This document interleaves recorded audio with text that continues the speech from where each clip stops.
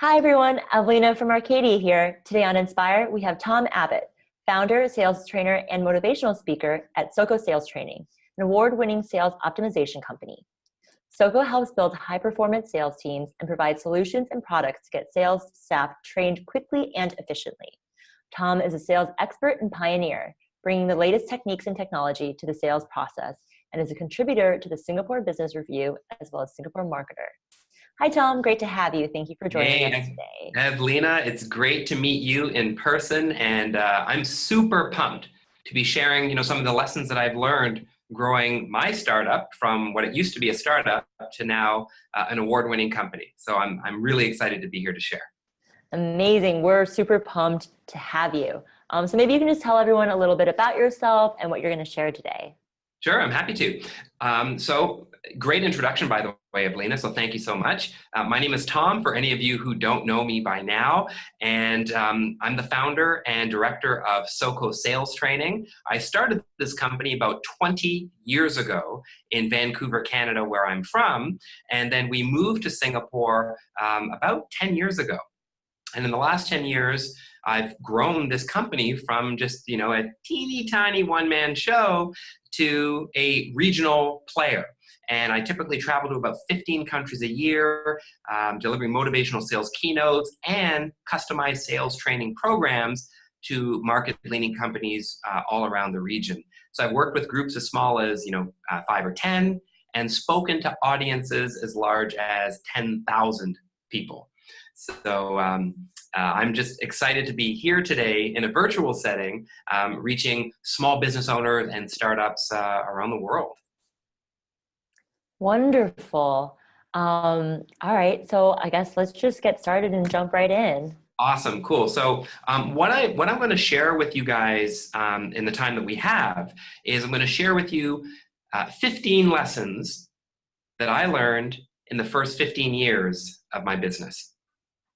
So I'll tell you a little bit about the history of this this session, why I'm doing it. Well, a couple years ago, I got a notification from LinkedIn saying, Tom, congratulations on 15 years at SOCO Sales Training. And I was like, wow, time flies. I didn't even know it had been 15 years already. That's pretty cool.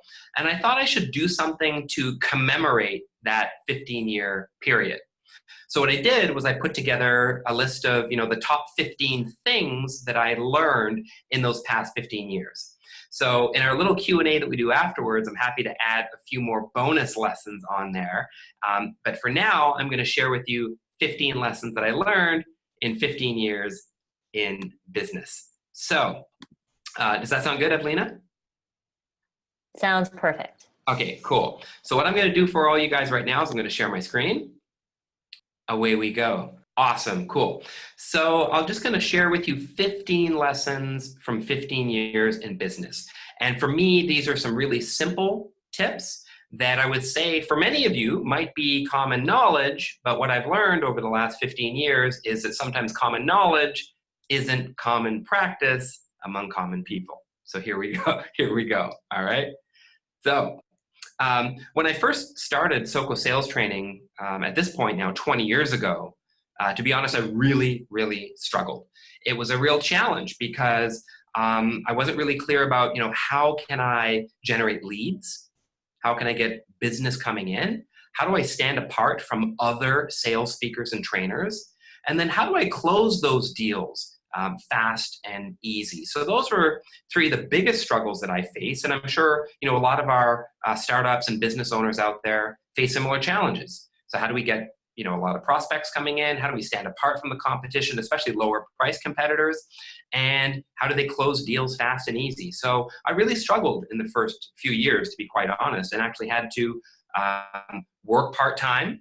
So I didn't drop everything to, run SOCO Sales Training. I had to juggle a few things and wear a lot of hats and really try to build that business slow and steady. So I wondered, geez, why won't people buy from me? What's going on? But since those early days, I've since become a sales expert. I've written 2 books on sales. My first was The SOHO Solution, 21 Selling Strategies for Growing Your Small Business. And my latest book, which came out a couple of years ago, Social Selling. 10 essential strategies to prospect, position, and present using social media. So I've gone from, really, I guess, I don't want to say a nobody because you're always a somebody, but I was a somebody that nobody knew to someone that a lot of people know. And in fact, if you were to do a quick Google search on sales training Singapore or sales speaker Singapore, I'm blessed and grateful that we will dominate that first page. So if you're looking for sales training, you're going to find us. So I'm very grateful that we're in that position now. So let's just jump right in. I'm going to share these tips. Cool. Awesome. Here we go. So the first thing I learned is you don't need to be perfect to get started. You just need to get started. So where you're at right now is where you need to be. And I find that so many startups in particular, they suffer from analysis paralysis. So they're trying to think things through, they're trying to plan, and they're just ready for that perfect product to launch. Well, I'm just going to be honest with you. There is no perfect product. There's no perfect time. You are ready now. So look, something that I've heard, especially in the tech space, is they're so good at thinking of everything like a prototype, right? So with the prototype, you launch version 1.0 and see how it does. If it fails, no worries. You learn from it, and then you improve it, and then launch version 2.0, and then 3.0, and then 4.0, right? So nothing is perfect right out of the gates. But what you have to do is just get started, and don't see it as failure, see it as feedback, and then make improvements. So you don't need to be perfect, you just need to get started. So this race isn't won by people who go, oh, I had that idea 5 years ago, but I never did anything. You got to get going now. Get that feedback from customers, make some modifications or tweaks, and then launch, ship, go, get ready, go to market. Don't waste any time. All right. So that's the first lesson that I learned, and I hope that works for you guys too. It's also about being in the right place at the right time with the right attitude. There's this old Chinese proverb that goes something like, my Mandarin is horrible, but it goes something like, luck is when opportunity meets preparation. That's what luck is. So what that means is you got to be ready, man. You got to be ready. You've got to have the right attitude and be in the right place at the right time, because things happen. So when I started this business, I got off the plane in Singapore. I didn't have any contacts at all. I didn't know anybody. But what I did was I went online, I searched for networking events in Singapore, talked to the organizer, and then I scheduled my very first talk. And this was for an entrepreneur meetup. There were about 7 people there. Small group. Now I talk to 10,000 plus people, all right? But this was like 7 people were in the audience. But it doesn't matter. I delivered value as though there were 7,000 people there. And I'll tell you, one of the people in that audience, and I still remember him, his name is Clive Wright. He worked at the SME Center at the Singapore Malay Chamber of Commerce and Industry. And he saw me and he said, you know what, Tom, you would be perfect to speak at one of our sessions at the chamber. And then that led to a series of workshops that I did. We recorded my first videos there, which are still on YouTube. We have a playlist called Oldies But Goodies, which is really fun. And from there, I started getting a bigger presence in Singapore. We've got some videos that have 5,000 or 10,000 views, and it all came from those first videos that we did in 2009, when again, I was somebody that nobody knew, and then I slowly started to become somebody that many people knew. And that led to more and more engagements, bigger groups, bigger audiences, and it was all about being in front of a large number of your ideal target customer. So are you visible? Are you getting noticed? Be in the right place at the right time, and you got to have that right attitude, man. You've got to be ready. So the next thing that I learned is that you have got to deliver on your promises. The sad thing is, most people deliver excuses. They give excuses as to why things are late, why things aren't as promised, why things don't have the results that they should. They're really great at giving excuses and are problem focused, but very few actually deliver on their promises and they're solution focused. So what I encourage everybody to do, a lot of salespeople and business people, especially startups, when they've got a really exciting project or a product that they want to launch, is they tend to overpromise and underdeliver. So we need to turn that upside down. If anything, you underpromise and then overdeliver. You just knock it out of the park, all right? So that's the key. Manage expectations. Manage expectations with customers. And they'll respect your honesty. That's ethical, right? So I talk about this in our Attitude Advantage program as well around sales. It's being ethical, truthful, honest, and fair, full disclosure, manage expectations. But you've got to deliver on your promises. And at the very least, and then over deliver. So many people out there say, oh, we have a lot of satisfied customers. Well, satisfied customers don't come back. Satisfied customers don't refer you to other people. Satisfied customers don't write glowing testimonials on LinkedIn. Satisfied just means I'm satisfied, right? Oh, the food came and it was edible, so I'm satisfied. Oh, the hotel had a bed, so I'm satisfied. That doesn't mean they were ecstatic.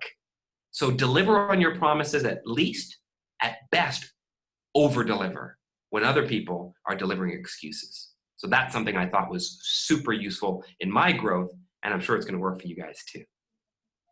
Next, focus on your long-term dreams, especially during short-term nightmares. It's not easy, and I'm preaching to the choir here. I know for business owners and startups, you know exactly what I'm talking about. There's a lot of short-term pain to try to get to that long-term gain. And what I would encourage you to do is always focus on your dreams. What's your vision, your purpose? What are you trying to achieve? For me, my driving force is family. So every single thing I do is for my family, my wife and my two beautiful young boys. So I work super hard to fulfill my dreams for them and also their dreams as well. And I don't let short-term nightmares or obstacles derail me. Never give up on your dreams, but sometimes give up on a strategy. Change the plan, but don't change your goal. Don't change your dreams. Focus on that. That's going to be your driving force and your motivation to keep going. Always change what isn't working. Always change what isn't working. So many people get so married to an idea, right? They get so stuck in their ways that they don't change if things aren't working. So something that I learned years ago was, hey, if it ain't working, you got to mix it up. You got to change it up and try something different. If you find that your customers aren't really understanding or adopting your products or services, you need to ask them. Ask them, hey, what's going on here? How could we deliver a better service for you? What do you need from us? How could we improve this? Always be looking at making changes. So change what's not working. Something I heard years ago, I think it was Steve Jobs who talked about, you need to make your own company obsolete. Don't wait for the competition to do it. Then you're done, you're screwed. But you have to be the one to put yourself out of business. How would you do that? If someone were to come in and totally disrupt your industry tomorrow, what might that look like? What might that look like?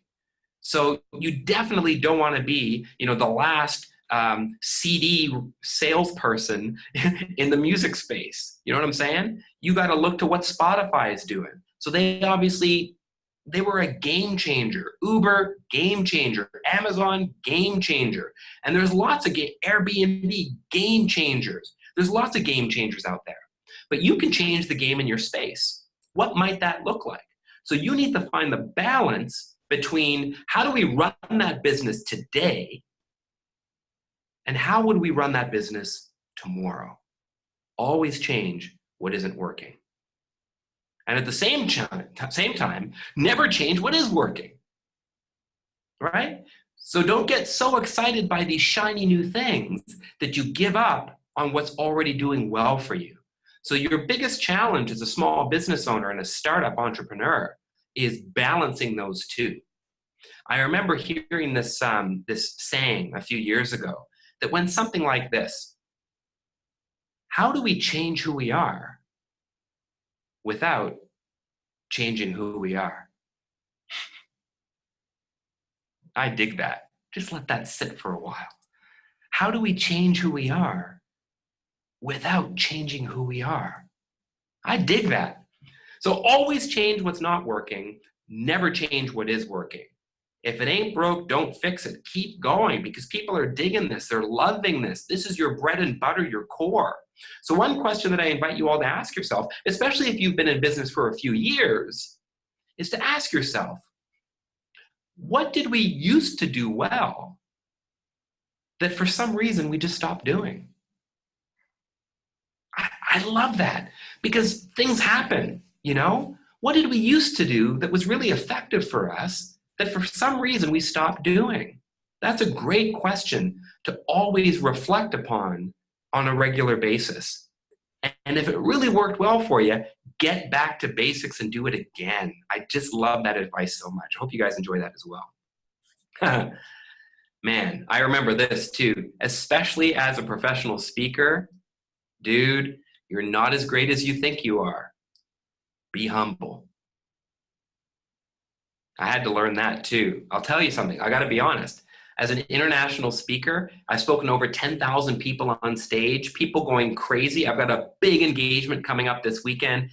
3,000 people are going to be going absolutely ballistic in that auditorium. And it's very easy to think that your shit doesn't stink, okay? But let me tell you, it does, all right? We'll move on. If you're having lunch, I apologize, okay? We're all human. We're all human. And you're not as great as you think you are. So you need to be humble. Treat people well, right? I heard this expression that said something like, you need to be careful how you treat people on your way up, because you might meet them again on your way down. Be careful how you treat people on your way up, because you might run into those same people on your way down. Your fall from grace. Be humble, right? Don't believe your own press. Just be a nice guy, unchanged. Just do your thing, serve people, help other people reach their goals, and they can help you reach their goals. But don't put yourself up on a pedestal. Have some humility, just be a nice person. Now, the other side of that is, guess what? You're not as bad as you think you are either. So be proud. Be proud of your accomplishments. Be proud of your achievements. Feel good about yourself. Feel good about what you've done. So a lot of entrepreneurs are the opposite. They have this mentality like, oh, I'm a failure. I never get anything right. Our product is crap. We'll never go to market. We'll never launch. No one will buy. So a lot of people feel this, right? But you know what? You're not as bad as you think you are. If you've had any success at all in your life, you can have success with this as well. Success breeds more success. So I encourage you to go back and look at what has worked for you and replicate that. Learn from other people. See what are some other successful people doing and learn from them. And you'll find that you're right up there. You know, I remember in my early days speaking, I remember seeing some speakers in the early days, and I was just like, whoa, man. I was in awe of these guys. I just thought, oh, they are so polished. They got their pocket squares, and they're looking good. They can captivate an audience. These guys are the real deal. And there were times when I started out, like 10 years ago, where I felt like, geez, I mean, I got energy, but do I really have that gravitas, to command an audience, But then I started asking myself, what would a world-class speaker look like, talk like, act like, dress like, perform like? What value would they deliver? What would they learn? What would they know? How would they teach? Start to emulate or learn from your heroes, your idols, your mentors. And you start to realize, I'm not too far off. I'm closing the gap. I'm not as bad as I thought I was. I should be proud of my achievements. Something I heard also years ago was that if you look back, like at where you are today with your business, I bet you 1, 2, or 5 years ago, you dreamed of being where you are today. You dreamed of being where you are today. Well, here you are. So be proud of where you are. Don't settle, but be proud and acknowledge where you are today. Well done. Pat yourself on the back, you guys. Something else I had to learn was that asking for help is a sign of strength, not weakness. This is a big one. Look, if you're a founder, if you're a founder of a startup, a business owner, a solopreneur, like I was starting out, it's easy to feel as though you need to have all the answers. That's very common. And I'll tell you, when you first start out, you do have all the answers, and you need to have all the answers because you are the one. But something I learned very quickly was that when you look at your business and you look at what the bottleneck is in your business, what's that number one thing that is slowing down the growth of your company? It's you. It's you. It's not money. It's not a lack of resources. It's not a lack of investors. It's not a lack of staff, or we have too many staff or not enough staff, or it's not good, or the economy's bad, or our marketing is poor. We got no resources. It's none of that. I heard it has nothing to do with resources. It has to do with resourcefulness, and that's you. You're the block. So you work on yourself first, and you'll make changes. Ask for help. I've had 4 great mentors in my business, in my life, and they've helped me take it to the next level. And I couldn't have gotten to where I am today without asking for help. It's a strength, not a weakness. So ask and surround yourself with people who are going to tell you the truth. You don't want yes men. You don't want people who just think that you're the cat's meow, that your shit doesn't stink, and that you're the best thing on earth. It's good for the ego, but it's not good for your business. I surround myself with people that call me on my bullshit. And you need that if you're going to succeed. And this kind of follows suit. There's no such thing as a self-made person. No one made it on their own. No one. I know sometimes business magazines like to prop up these entrepreneurs like, you know, that they did it, right? That they're the one, they're the genius. Really? I bet you that CEO had a husband or wife supporting them, giving them feedback and advice and giving them hugs when they were feeling less than, right? They have a team of smart people behind them helping them get the job done. I know that I've got a team behind me that helps me. I couldn't do everything that I do without my team.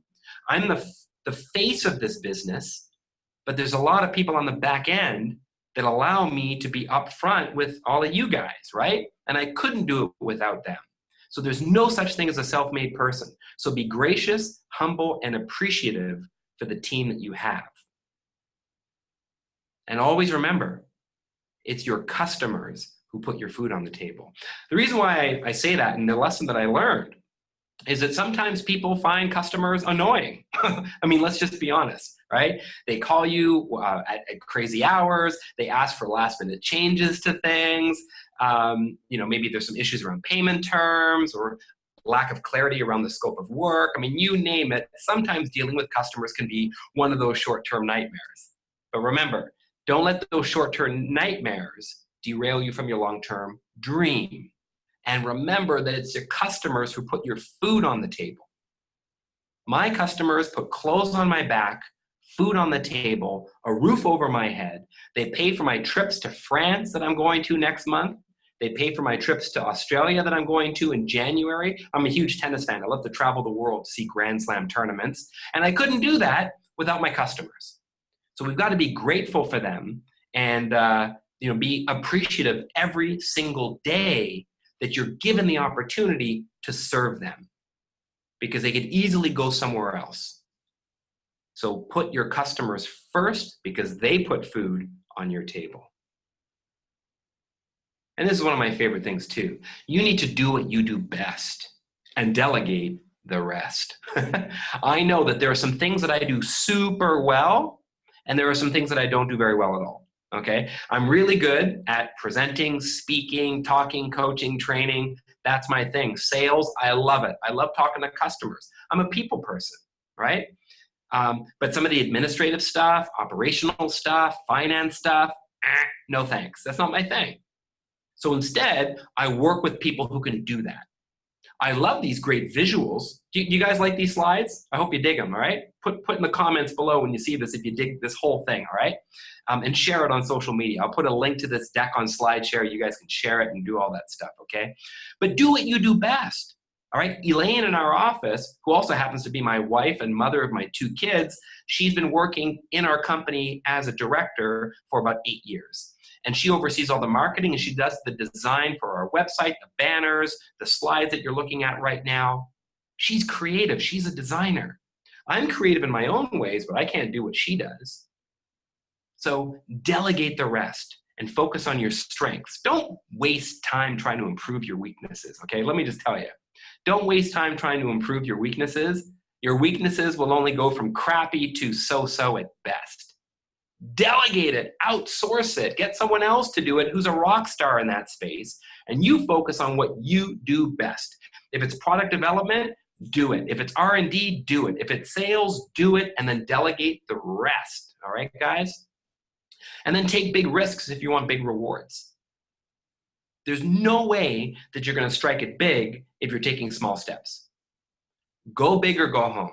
So if you want those big rewards, if you want those big customers, you got to take big risks. You got to put yourself out in front of them and go for it. Don't wait for them to come to you. Anything significant that was ever done in the world involved taking risks. So if you're going to play it safe, you're also going to achieve small things. So it's okay to take big risks and fail. Just make sure that you're well leveraged. So what does that mean?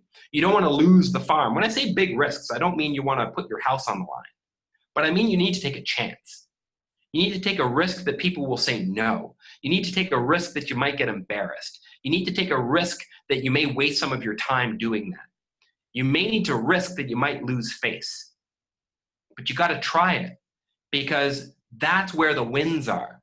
You don't hit the home run if you never swing the bat. Go for it. Are you trying to get a base hit or a home run?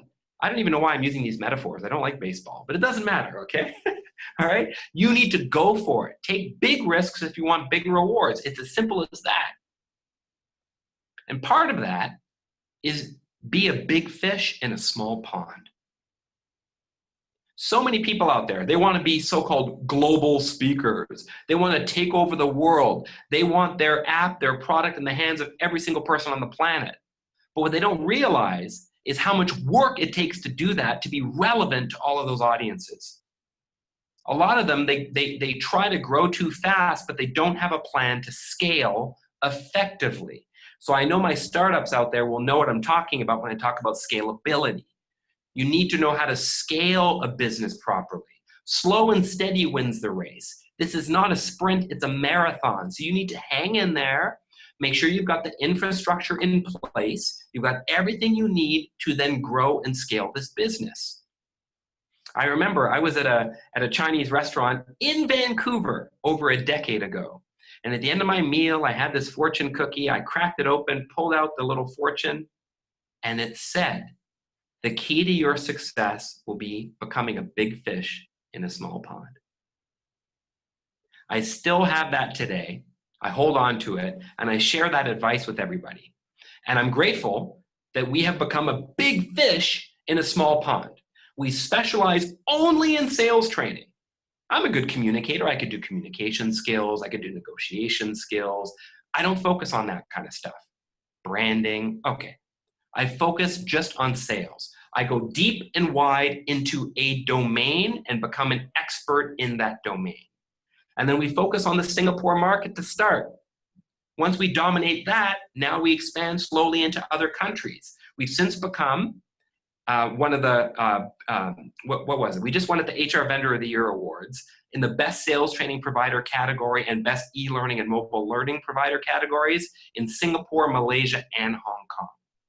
And I speak and train in 15 countries around the region. Start small and then slowly grow. And we're starting to add some trainers to our team as well. Slowly scale effectively. Make sure that your infrastructure is sound, just like McDonald's, whether they make 1 hamburger or 5 or 5,000 or 5 million. The infrastructure's there, they can easily scale. Can you?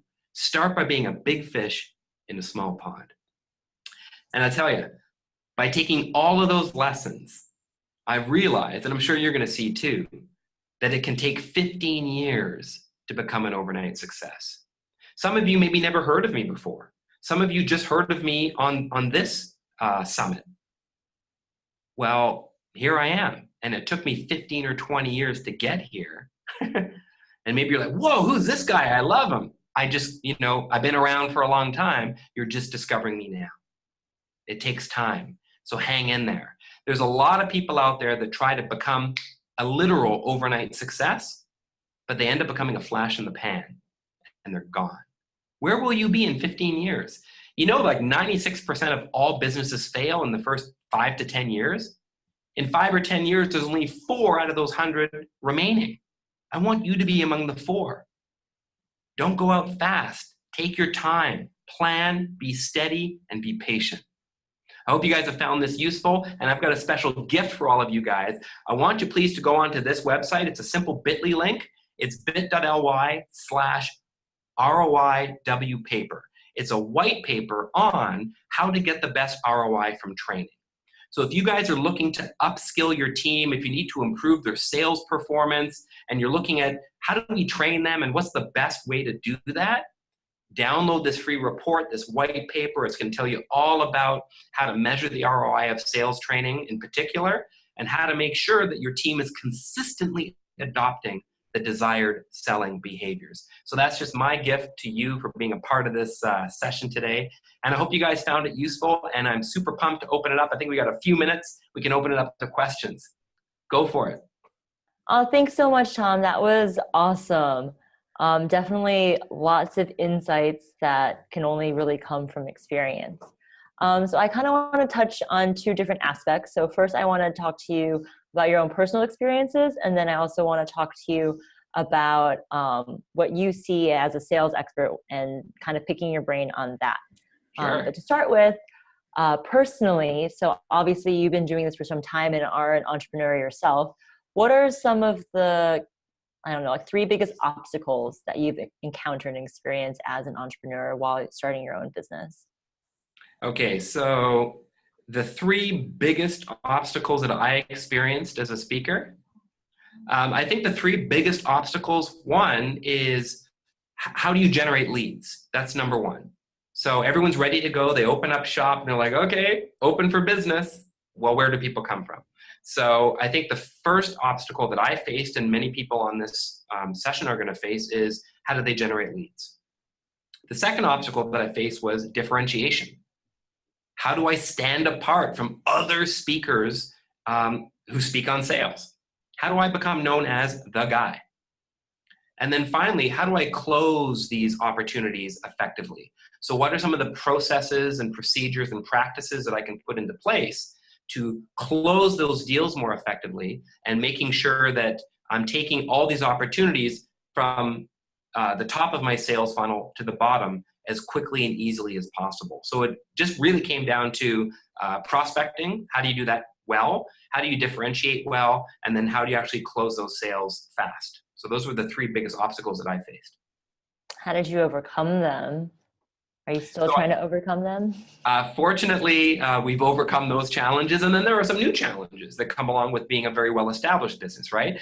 But to overcome those ones, I think the very first thing we did was, as I mentioned, if you were to Google sales training Singapore, we will dominate that first and even second page. So what does that mean? We get a lot of inbound leads. So we get a lot of leads coming from search, not paid either. We don't do any SEM. It's all SEO. It's all organic, genuine.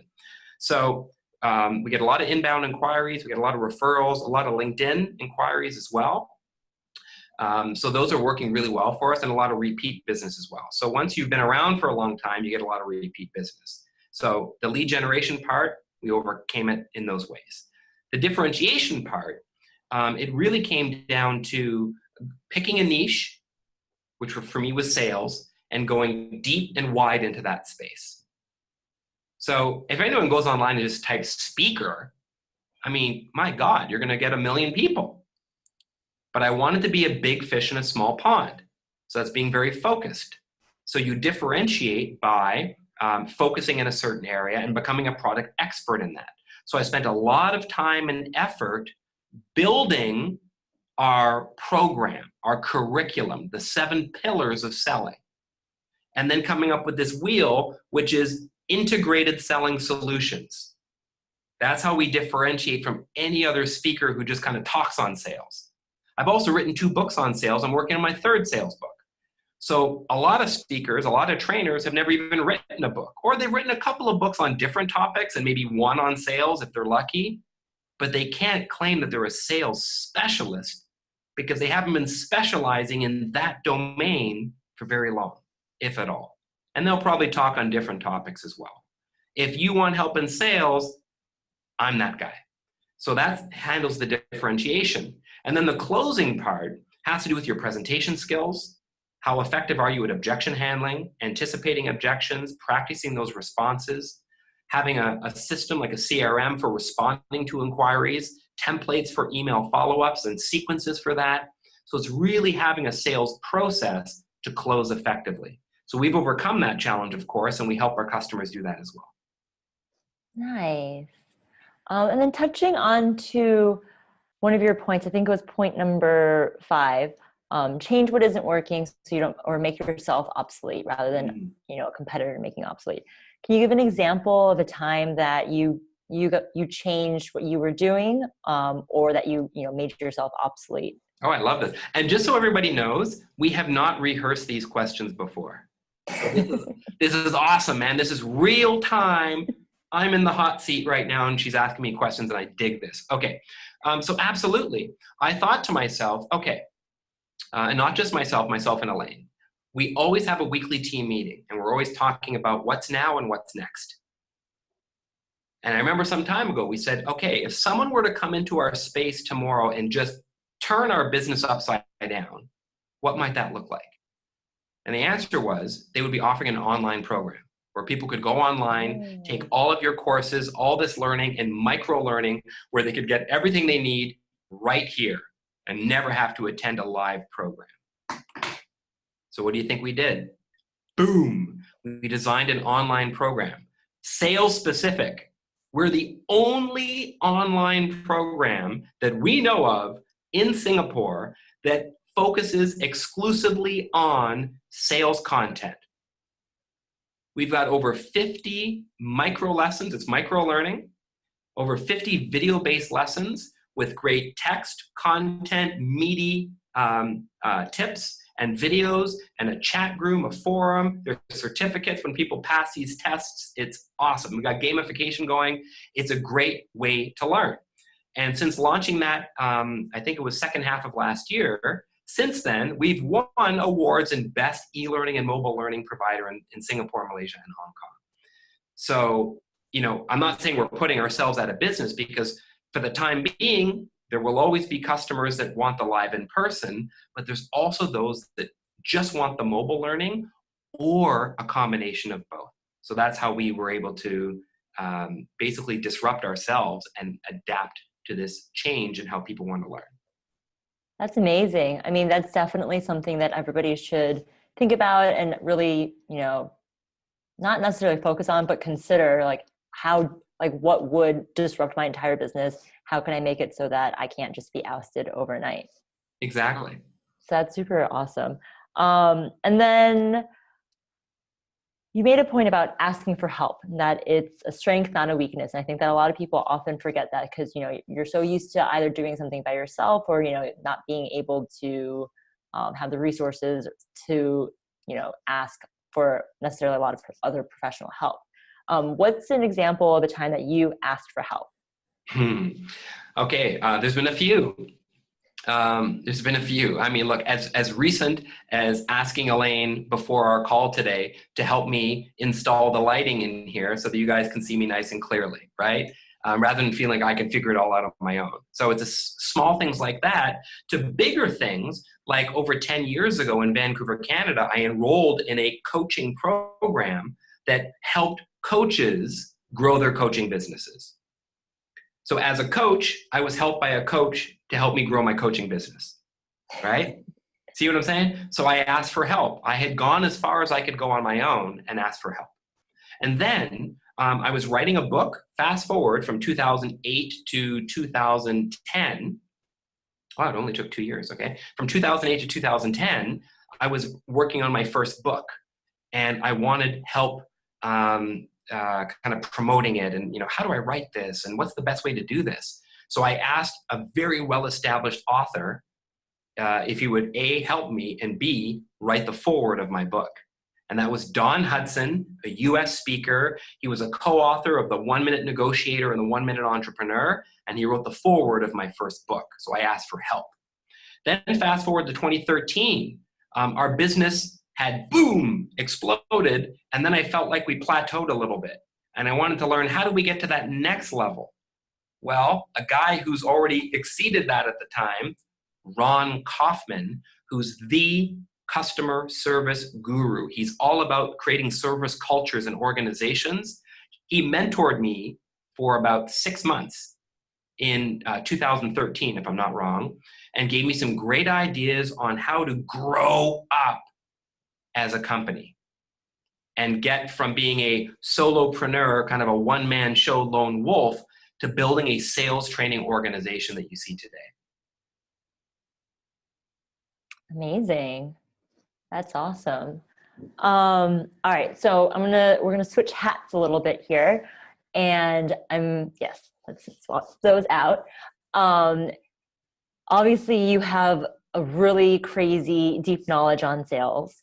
I'm sure that everybody is dying to hear some tips and advice and kind of pick your brain on this. So that's what I'm gonna do. Cool. All right, so everybody who's listening, for the most part, will have been creating their own e-commerce online marketplace. Do you think that there's different strategies for the different types of marketplaces there are in the world? So like, retail, rental, services, are there any insights, pointers, or advice you could give on, how to kind of look at your business and see what the right sales strategy is? Oh man, I love this, because one of my coaching clients that I've been working with, she's looking at that very same question, but with a twist. Her biggest challenge is how to figure out the proper distribution model for her business, okay?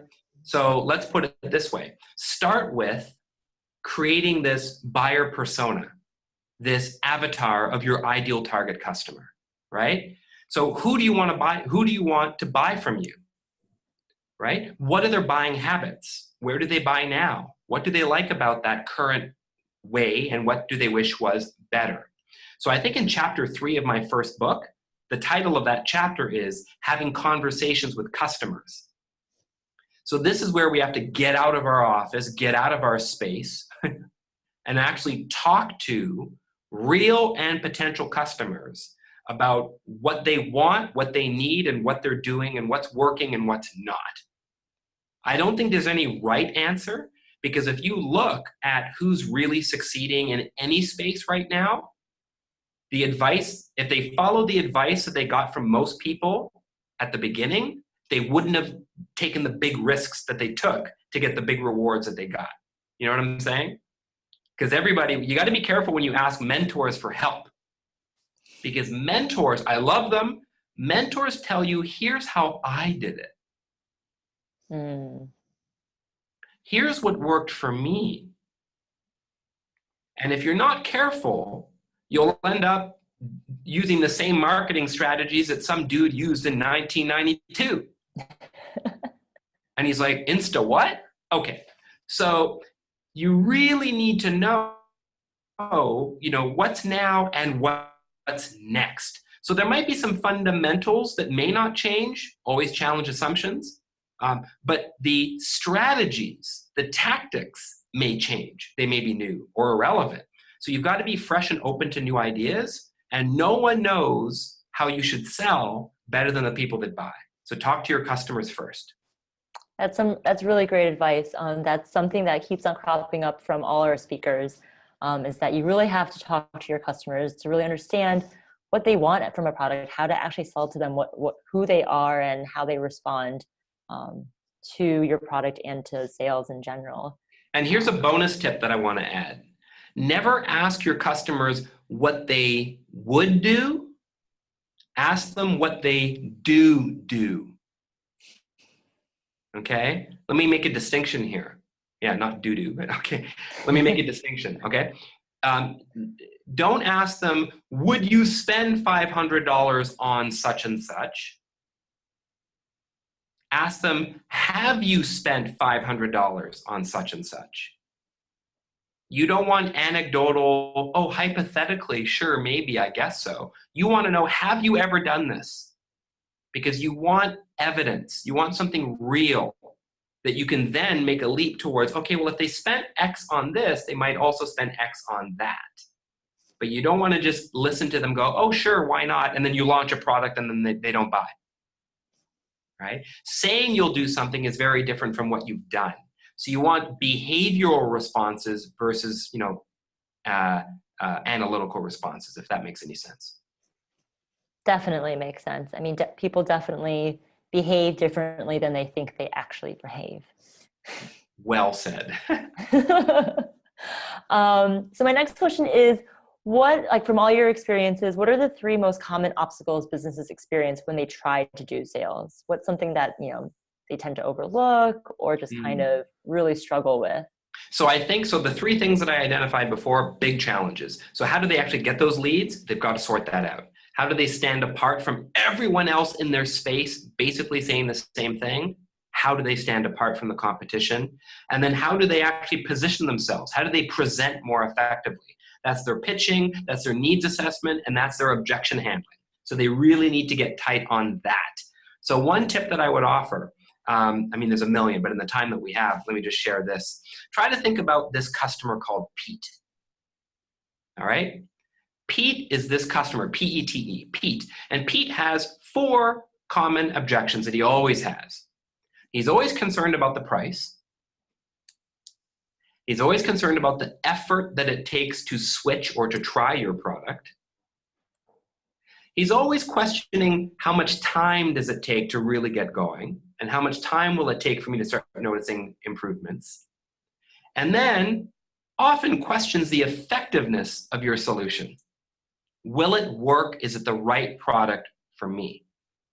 So if you can start anticipating those 4 main categories of objections and start coming up with, formulating your response to those questions so that you're prepared, and then rehearse them with people on your team, that way you won't be caught surprised when you're faced with those 4 common objections. So that's a tip that I would encourage everybody to practice right away. Nice. Definitely very useful. Okay, and then next question that I had was that obviously culture affects buying habits and how sales strategies can be interpreted and how effective they can be. And obviously, since you're from Canada and now you're in Singapore, you can see both kind of spheres of the world or sides of the world. Are there any insights you can give regarding sales strategies in different cultures or countries or geography?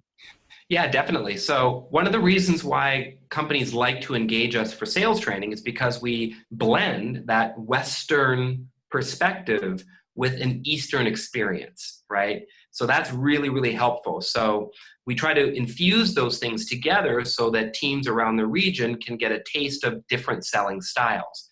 And unlike some North American-based trainers and speakers that have a very Anglo-Euro perspective to selling and just think that it should just work here, which it doesn't, versus maybe a local Singaporean or Asian trainer that has experience selling to Asians. But as we all know, a lot of multinationals around Asia Some of the people they're selling to could be a mix of Asian and also, European or North American or Australian buyers. So you need to know how to sell to different customers, and that comes from experience. And this is some of the things that we train in our workshop. But you need to get experience working with these different people. For example, in Japan and Korea, they're more hierarchical. So gender plays a role. Also, your status plays a role. In some countries like Indonesia, for example, relationship might be very important. So maybe you need to take that customer out for meals 2, 3, 4 times to build that rapport and that relationship before even talking business. And then some customers like Singaporeans might just be like, let's get down to business really fast, right? So it really, really depends. So again, you need to know your customer, draw upon the wisdom of other people on your team, maybe talk to people in other departments around the region and get some tips as to how to sell effectively in those markets. But also be very clear. You could be a trainer or rather a salesperson in Thailand, for example, but are you selling to local Thais or are you selling to Western people working in Thailand? So you need to make that distinction and then know how to style flex, adjust the style of your presentation to suit that of the buyer. So there's more on that I could share, but I know we don't have a lot of time. Maybe you can share more about it later.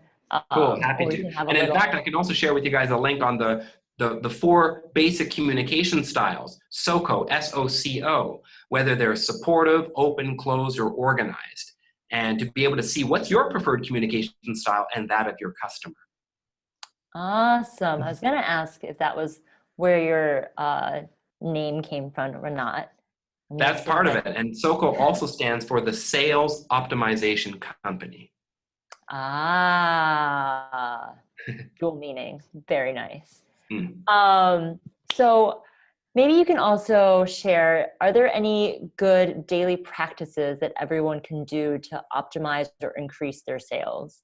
Something just every day that, maybe one little baby step, I don't know. Absolutely. The first thing you should ask yourself every single day is this activity making me money? Done. Okay. If you're a salesperson, if you're a founder, if you're a director, if you're the boss, CEO, whatever, ask yourself, is what I'm doing right now making me money? If the answer is yes, keep it up. Enjoy yourself. Have a great time. If the answer is no, you damn well delegate that to someone else. They don't, I won't talk about fees, but people pay me a lot of money to step on stage. So I shouldn't be updating my database with business cards. Right? It doesn't make any sense. Pay someone else to do that so they can put me in front of customers to close, sell, and present. That's what I'm here for, right? So is this making you money? Should be a question you ask yourself with every single task you do. Solid advice. I think often you can get sidetracked by all these different tasks and not really focus on what you really need to do in order to make and build and grow your business. Especially when you're, good at it and you think, oh, it's faster if I do it myself. Don't get caught in that trap and don't believe your own hype that you can do it better than anybody else. Then train someone, show them how to do it and give them the space to, try it on their own. And maybe they might surprise you and actually do it a little bit better. Make yourself obsolete through training somebody else. I heard a wise person said that today. Nice. So I wanted to ask, obviously you train a lot of salespeople and create salespeople for probably as well, and are one yourself. In order to be a good salesperson, do you need to have a specific personality trait? And what differentiates a good salesperson from a great salesperson? Okay. Look, at the end of the day, I feel like every sales professional needs to have a healthy balance of the right aptitude and the right attitude. You need to have both, but it's going to start with that attitude. You've got to have this attitude advantage, right? And there are 7 assets that I believe every salesperson needs to possess. And I can share a link to that blog post.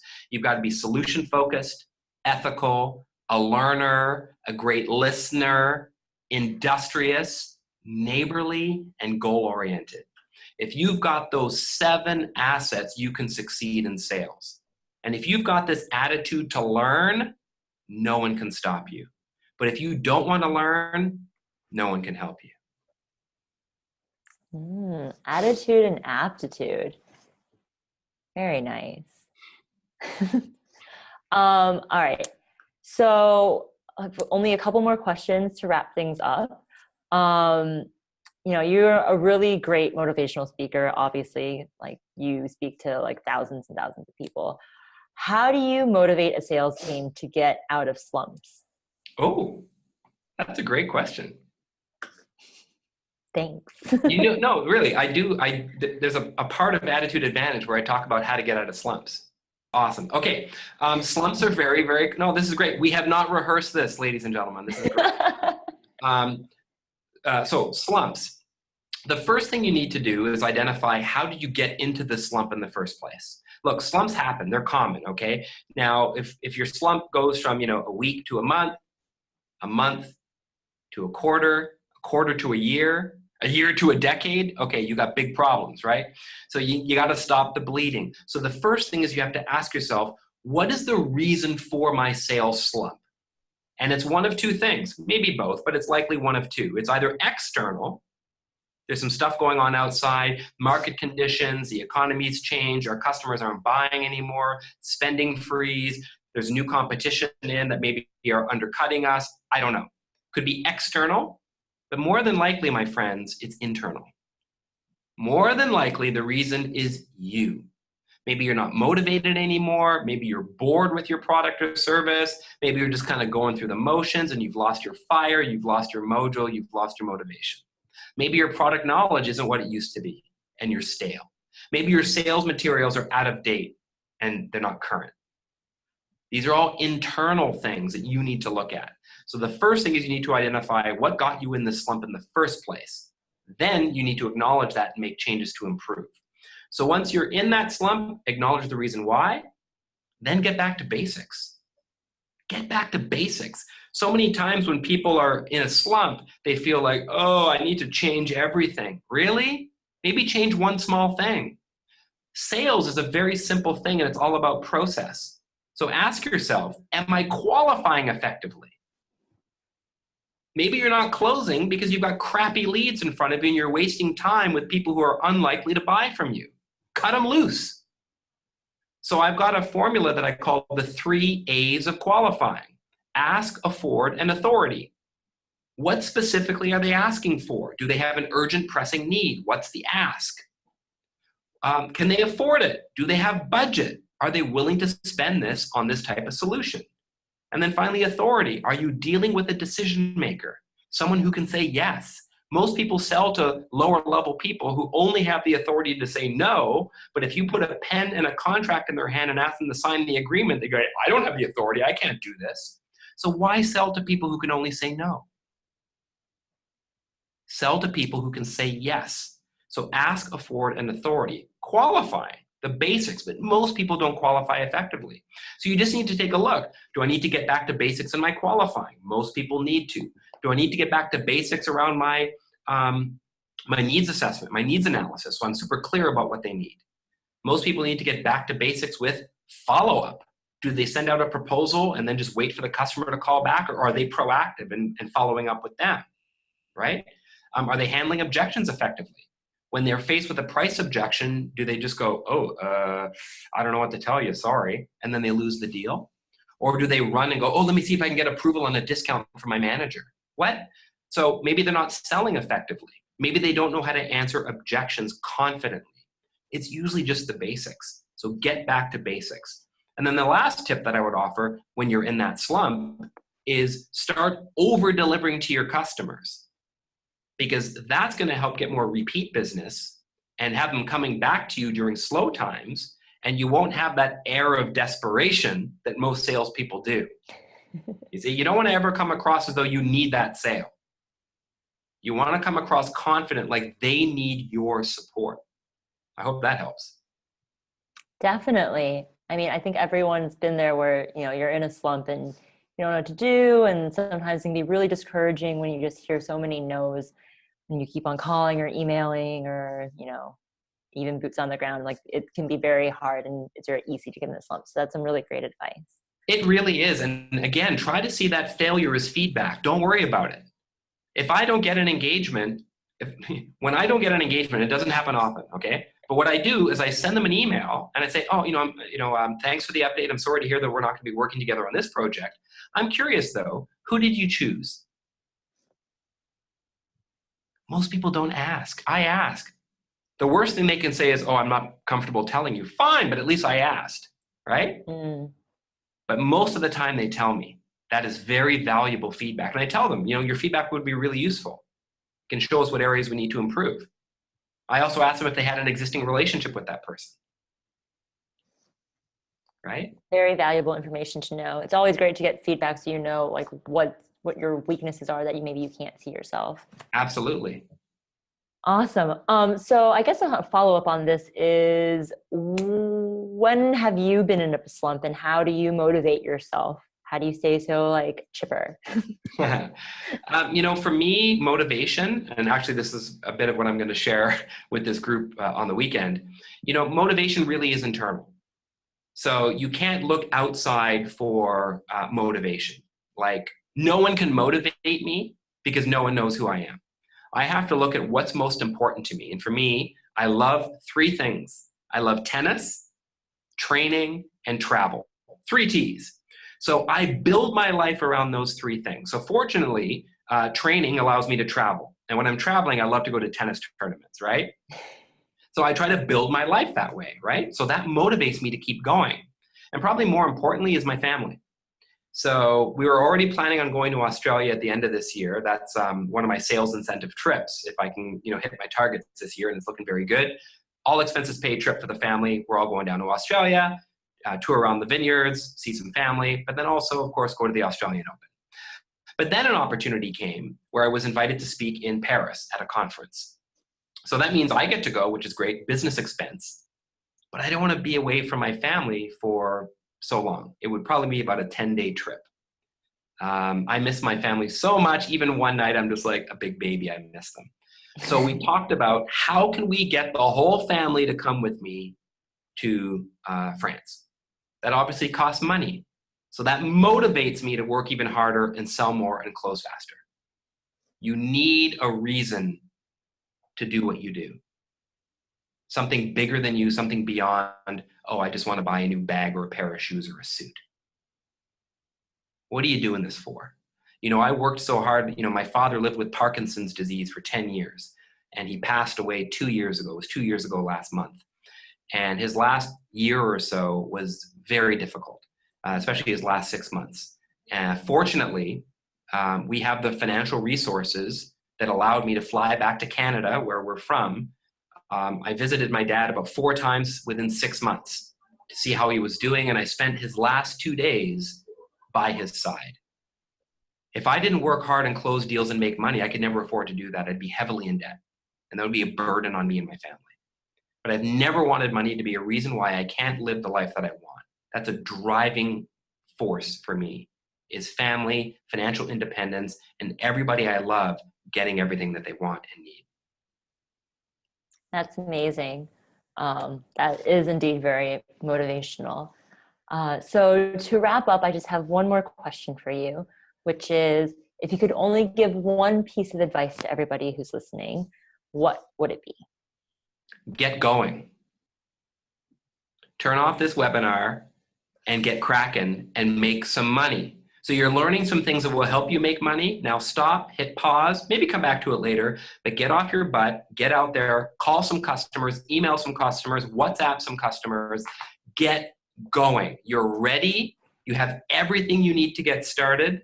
You're here for a reason. You've got what it takes. You can do this. Get going. Awesome. Thank you so much, Tom. It's been great to have you. If anybody wanted to reach out to you, see what you're doing, or, contact you for questions, what's the best way for them to reach you? Yeah, you can find us on all social platforms at SOCO Selling, SOCO SELLING. You can find us online, socoselling.com. Happy to connect with everybody and help you guys any way that I can. Awesome. We'll include all the links that Tom mentioned in his talk, as well as a link to the SlideShare for his slides for everyone. And thank you so much again, Tom, for joining us. And thank you everyone for tuning in to today's session of Inspire.